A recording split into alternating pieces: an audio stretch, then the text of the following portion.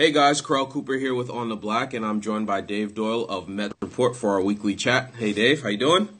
Good, thanks. So let's talk about these two games here against Washington so far. Split the first two, got the rubber match today.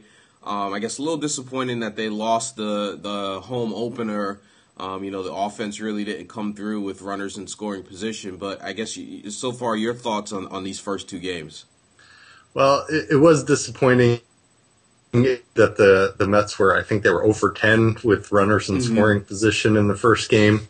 But Dickey didn't have his best game. I guess he broke a nail during the game. So it was just disappointing all the way around that you'd like to see a great effort for the home opener. But they did come back with a big offensive game last night. Yep. And Carlos Beltran with 2 home runs and 2 home runs in a game at Citi Field is saying something. So that was good to see that they were able to come back and not go 0 for 2 against the Nationals at home. That would have been really bad. Yeah, and if Beltran really gets his bat going in the middle of that lineup, I mean, David Wright I think is off to a good start this year, but you can have Beltran get going. Ike Davis had a good game yesterday too. That's a pretty lethal middle of the lineup there if he can get going. So absolutely, and the one person that I'm a little concerned about, although it's only 1 week, is Angel Pagan. Really hasn't done much yet offensively. I think he's hitting under 200 so far this year. So that's a little bit of a concern. You want to see him get going, and I'm sure he will. But you'd like to see, you always want to see everybody clicking at the same time. But, right. Yeah. I'm sure it'll occur at some point. Yeah. So I went to the home opener, and boy, was it cold out there. But one thing that surprised me during the opening introductions, and I guess I expected this for K-Rod, but I didn't really expect it for Mike Pelfrey. He really got booed on the home opener when they did the lineups, and that was a bit surprising. I know he's off to a bad start this year, and he can be very frustrating at times with his inconsistency. But he got the second loudest boos after K-Rod, and I was a little surprised by that. What are your thoughts? Well, not that I'm booing your own players at home, but I'm not totally against it in certain cases, and I might have booed K-Rod myself if I was there. But Pelfrey, he's had a horrible start to this season. His ERA is over 15, and so I don't know. I can't be totally surprised about that. It's not like he has done something for this team. He's never won a championship here. He's never won a Cy Young here. He's not Tom Seaver, so he doesn't have some tremendous career to fall back on. So for him to have a terrible start to the year and get booed, I'm not totally surprised by that.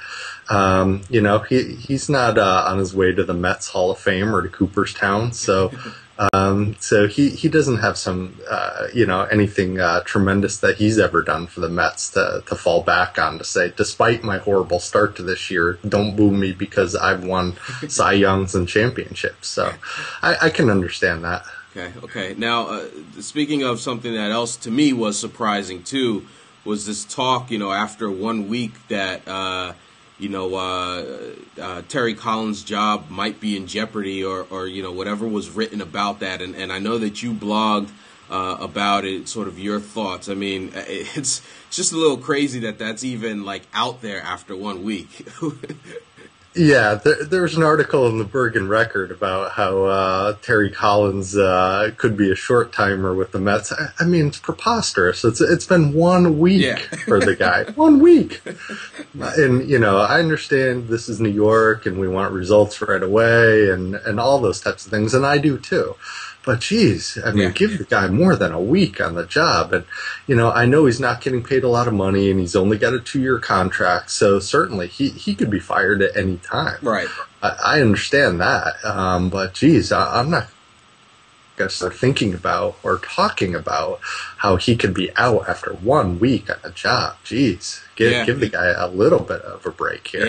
Yeah, I hear you. I mean, to be honest with you, if there's one coach on that staff that maybe should start getting a little heat, it's the pitching coach. with the up and down and the inconsistencies of the rotation and some guys in the bullpen, struggling at times early on here in the season.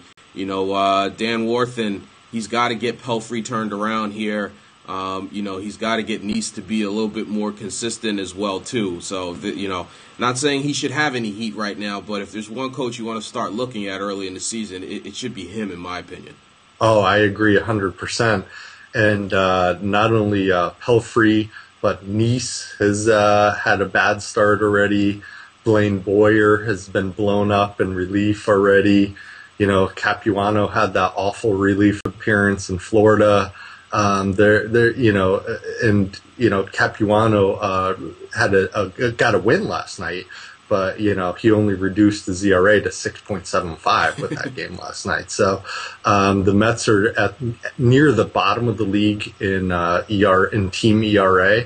So I totally agree with you that Dan Warthen needs to step up his efforts here and try to turn these underachievers into at least getting what we'd expect out of them. Right. Well, let's hope that they win today. 1:10 start, rubber match against the Nationals. Dave, thanks for joining me for our weekly chat, and I will talk to you next week. Thank you. All righty.